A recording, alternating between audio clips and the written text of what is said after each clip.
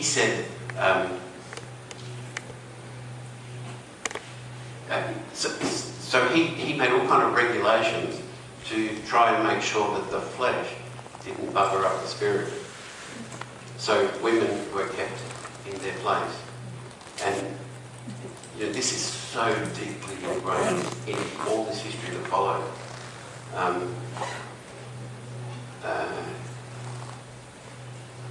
He even says that the soul and the body are in like a marriage. And he said because of the fall, that's theological language, because of the fall, the body and soul are at war with each other, just like we all are in our marriages. Because the flesh has to be controlled. Augustine used a word called concupiscence, which meant most of what's bad comes to you through your senses, so you need to control the body. And the body, the woman was responsible for most of that. Is that why the church had the meaning of being celibate? Yes. Absolutely. It's Plato and it's Augustine that and it's only men in the church. Yes. Yeah. There was in the medieval period nuns. Yes. And a woman who ran a group of nuns was as powerful as any bishop. But that's just one of those anomalies of history.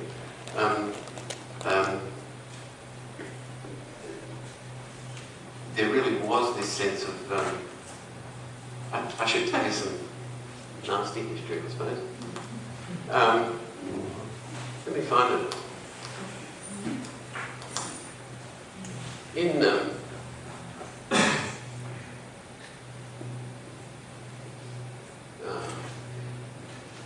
In an effort to hold this church thing together, which is, on the one hand, it's like trying to hold the church together, on the other hand, it's like trying to hold a massive worldwide business together.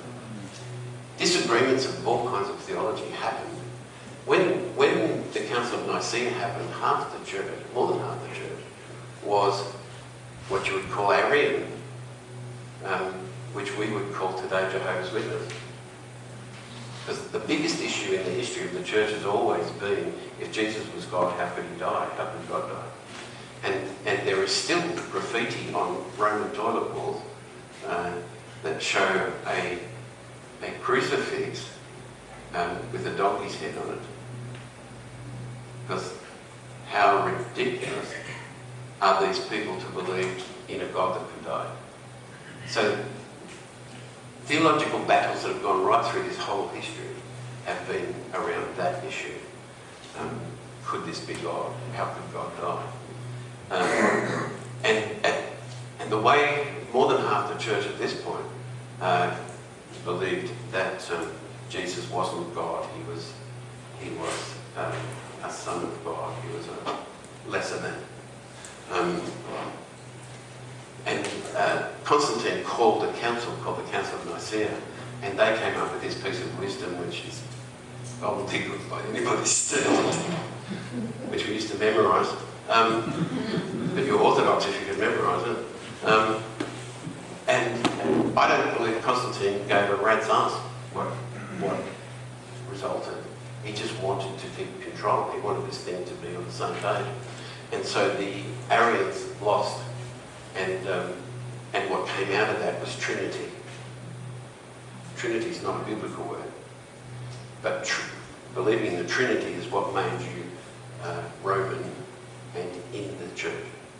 And if you're Arian, you're out.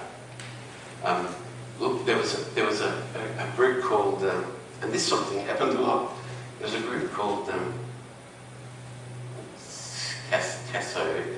something or other. And they believed in two gods, a good God and a bad God. And they thought the world was created, these were a Christian group, they thought the world was created through the bad God. Again, Plato. And so they didn't believe in the sacraments of baptism because that's putting a body into water. And they didn't believe in the Eucharist because you put that in your mouth, it comes out the other end as something not so nice. That's all very bodily and not very spiritual. So they had one sacrament which was called consolation, and that happened usually on your deathbed. So sins were forgiven, but they certainly couldn't be forgiven after that. Yeah, I could go for years of... Anyway, the Roman Church tried to get these guys in the fold, and there was discussions, and anyway, it didn't work. So the Romans sent an army and slaughtered them all. It's a way of solving a theological problem. That kind of thing happened through history. It's just disgusting and nasty that that's what happened. I've always found it very hard to marry myself to religious beliefs. I grew up with a Jewish mother and a Catholic father, so a lot of guilt and no context really. I had sort of these Jewish and Catholic conflicting views and never pushed on me at all. But are you saying that people who are even non-believers are still completely positioned by religious beliefs, which in a sense makes them unconscious believers? Yes. It's like saying you believe in democracy. No, you probably, you don't know, I don't know, but you're in one. It's how this world runs. It's how this culture runs. You're in it, whether you like it or not, you're in it. It's the water we swim in. Yeah. But how through your history, through looking at these sort of waves in consciousness, how are you able to marry yourself to your belief through that? It's a huge question, I know, but it's something that... You got 1 minute.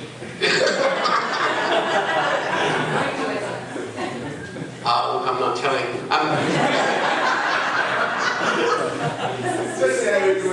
Look, it's in some ways it's a nasty, brutal history, and the more you study all this stuff, the more brutal it gets. It's not nice. There are a few high points in history, but it's tough stuff. I think you can take another view as well, and that is that it's all very rich. Very what? Rich. Rich. Oh, yeah, there's that. It delivers. It's horrible, and it's also it is our history, and we own it, and whether you know it or not, you carry it with you. The views you hold, and this is where we'll get in session 4, the views you hold trace back through here. It's not just here, it's everyone's standards, all sorts Yeah. of other things. Yeah. Like I said, like I said at the beginning of all of this is backward looking in a way, and if we were going to be forward looking, we'd be reading Confucius and getting into the Asian century. We might do that next year. Chinese or Indian or Middle Eastern history probably isn't any prettier, I don't think. No. It's human. It's what we Yeah. It's just one struggle after another. Yeah. And yet, see what comes from it.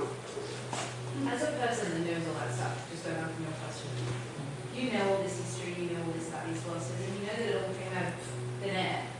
How do you choose your Christian belief?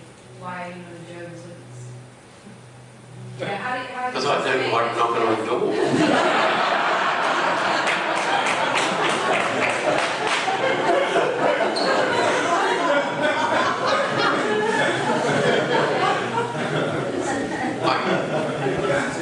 No, answer it, but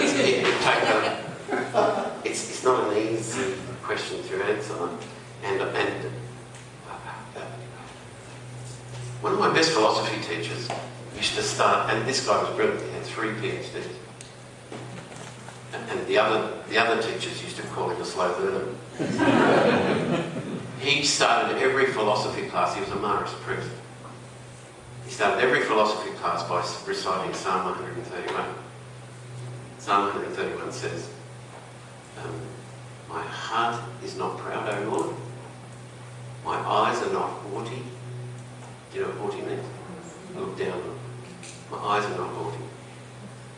I do not consider great matters or things too wonderful for me. but I've stilled and quietened my soul like a weaned child with its mother.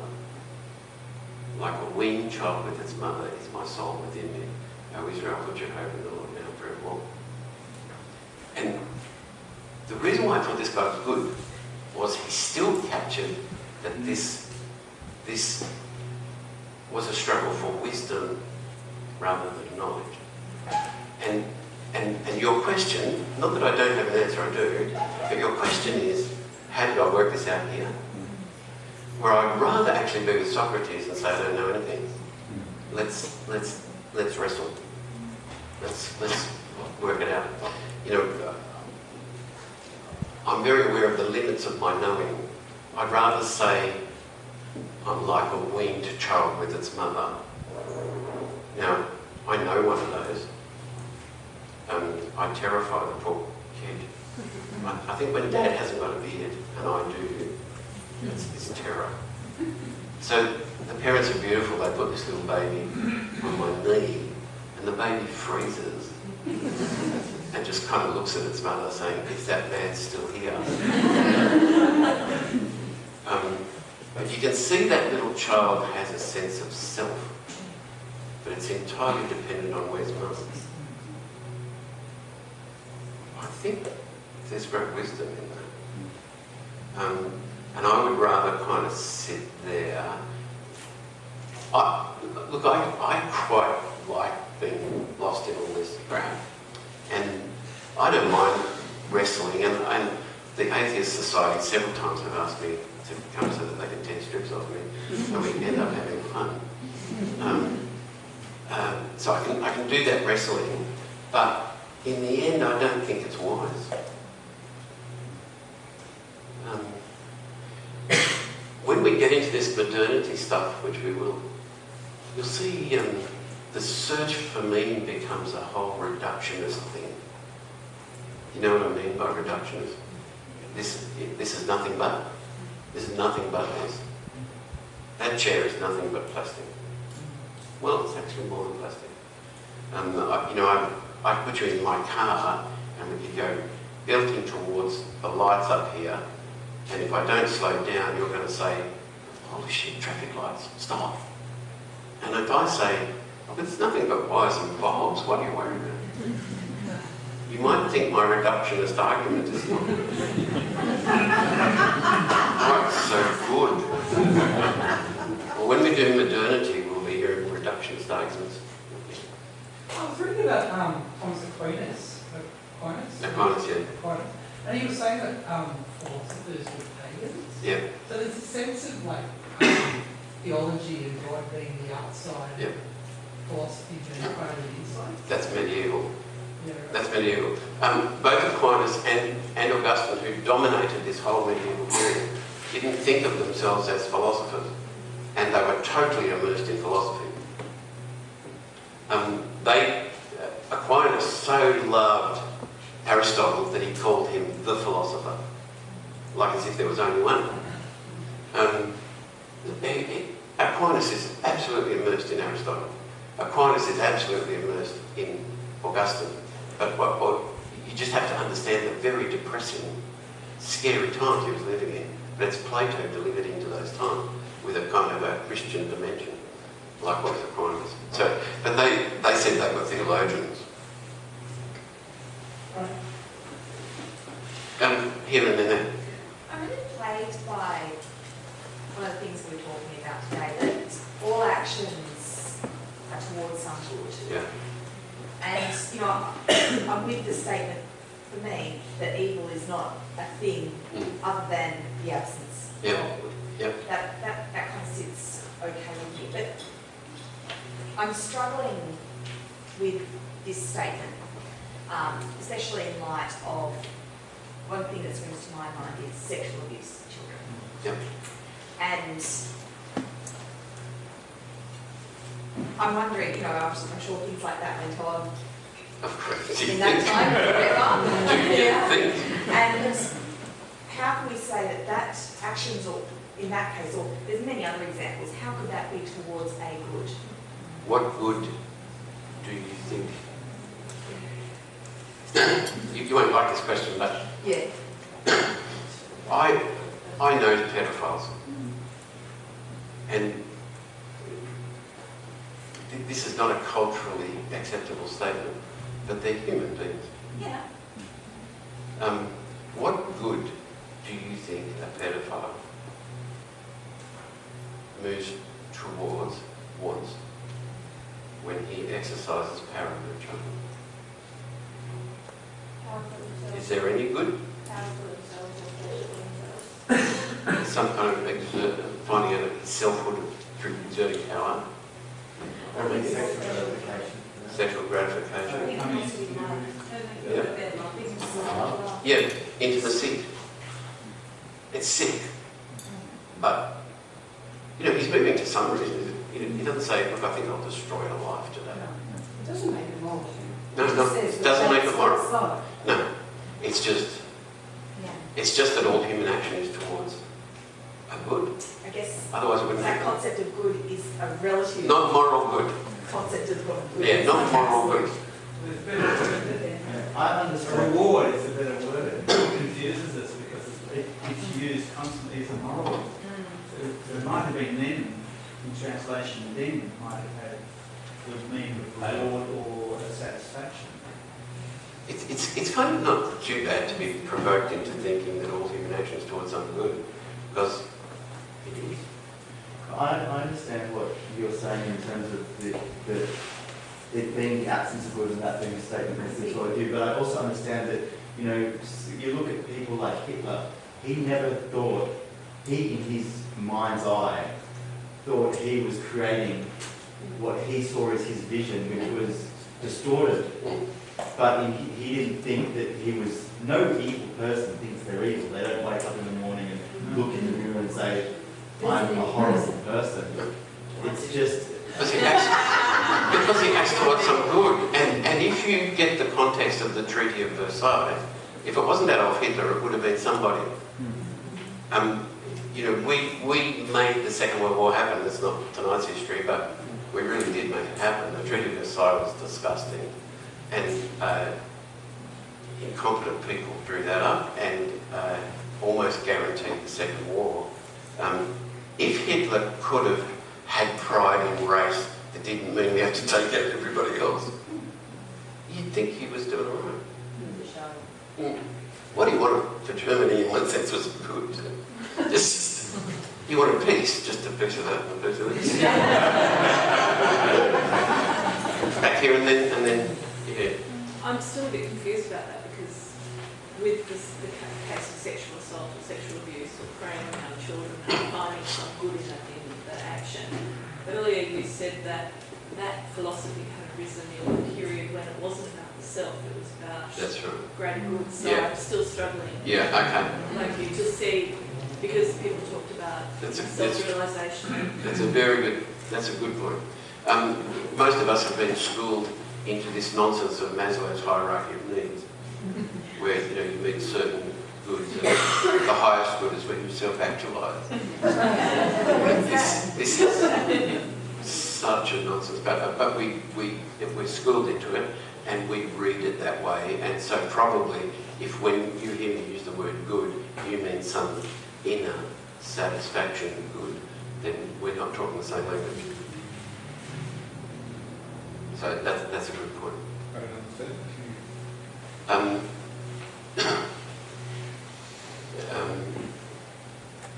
It wouldn't have crossed Thomas's mind that when he said all human action is towards some good, that we were talking about self-gratification. Because the good was out there. It's very, very difficult for us to get our heads into a medieval mind, because a modern mind thinks that the basic human unit is me. And that's why I want to spend the last 2 weeks on Buber, because Buber says the basic human unit is you and me. So Buber says the word I, this is our last 2 weeks, can only describe half of something.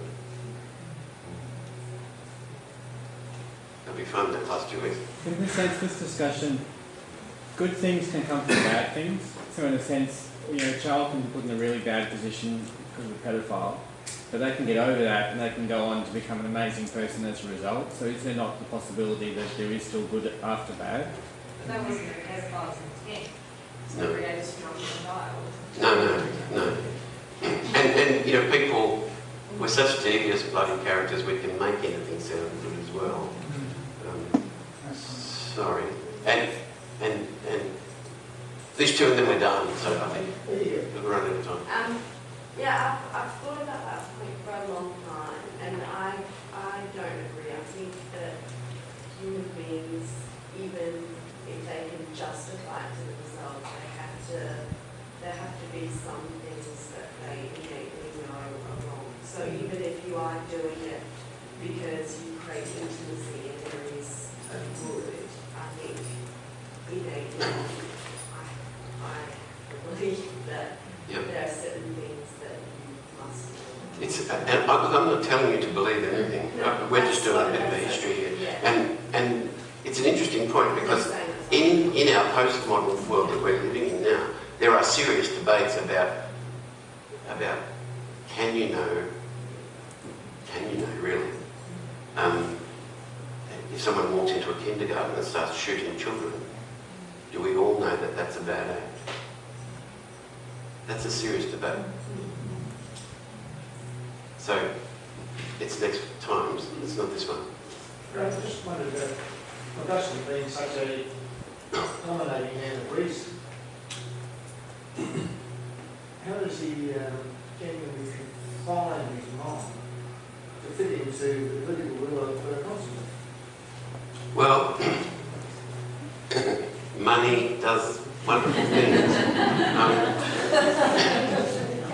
Constantine, when he converted, gave to this little, what was an underground sect, all this power and buildings.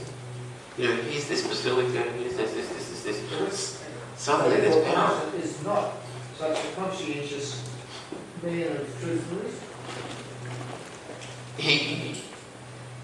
He's a stunning intellect, stunning, and it would be typically modern of us to want to, you know, make little of him. But in his time and in his context, he's a bloody, you know, he's at his power. But yes, he's compromised. He's in this spot where, holy shit, you know, what was this underground movement is now a worldwide, with the official religion, and half these guys are idiots. How do we control this? By what authority does this work? And who's being funded and how? You know, all those questions are hugely pragmatic, and he's living in that world. And if you call that compromise, which you can, then that's the world he's in. Yeah. Yeah. Now look, we're 5 minutes over. I apologise. Thank you for coming. I really appreciate it. Next time we're